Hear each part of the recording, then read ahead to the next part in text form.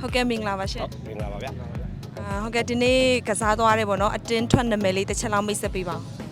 ဟိုကျွန်တော် Rider FC ဗျ ကဲပါဆိုတော့ဒီနေ့ပြိုင်ပွဲကြည့်ရတာပေါ့နော်ကျမတို့မြန်မြန်ဆိုင်ဆိုင်နဲ့ပေါ့နော်အားရပါရကြည့်လိုက်ရတယ်ပေါ့နော်ဆိုတော့ဒီနေ့ကစားသွားတဲ့အပေါ်မှာဘယ်လိုသုံးသပ်မိလဲပေါ့နော်ကိုယ့်ရဲ့အမြင်ကိုယ့်အတင်းအတွက်ဘယ်လိုသုံးသပ်မိလဲပေါ့ကိုယ့်အတင်းကစားသွားတဲ့အပေါ်မှာ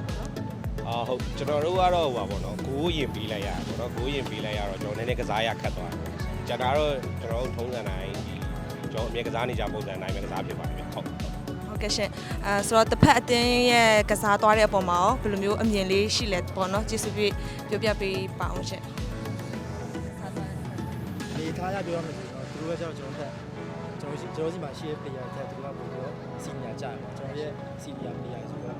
သူကတော့အပေါ်ကဆော့သွားတယ်ကျွန်တော်ကဟောက်ကလိုက်ဆိုရတယ်တော့ခက်ခဲကောင်းပါတယ်ဒီလိုကောင်းပါဝေကောင်းတဲ့သူပဲဖြစ်တယ်ပွဲကောင်းလေးတစ်ပွဲဖြစ်သွားတာပေါ့နော်ပြိသက်တွေလည်းချိန်နဲ့အားရမယ်လို့လည်းညှော်လင့်ပါတယ်လို့နော်ဆိုတော့ဒီပြိုင်ပွဲအတွက်ပြင်ဆင်ထားတာလေးတွေရှိတယ်ဘယ်လိုမျိုးပြင်ဆင်မှုလေးတွေရှိလဲပေါ့ရှိခဲ့လဲပေါ့အဲ့ဒါလေးသိချင်ပါတယ်ရှင်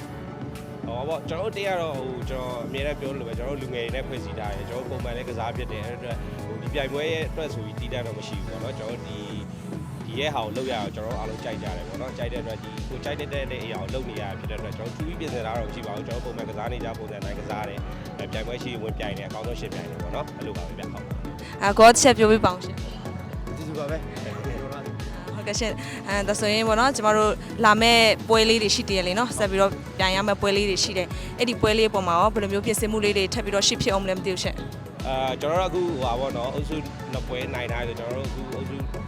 6မှတ်ပေါ့နော်6မှတ်ဆိုနောက်ဆုံးတစ်ပွဲပေါ့နော်ကျွန်တော်တို့တစ်ပွဲချင်းပဲပေါ့နော်အနိုင်ရအောင်ပဲပြင်ဆင်ထားပါတယ်ဟုတ်ကဲ့ပါကျေးဇူးများတင်ပါတယ်ခုလိုဖြေချပေးရတဲ့နောက်ပွဲတွေအတွက်အကောင်းဆုံးရလက်တွေနဲ့တူပြန်လည်ပြီးတော့မျှော်လင့်နေပါဦးမယ်လို့နော်ဟုတ်ကျေးဇူးတင်ပါတယ်ရှင်ဟုတ်ကဲ့ပါ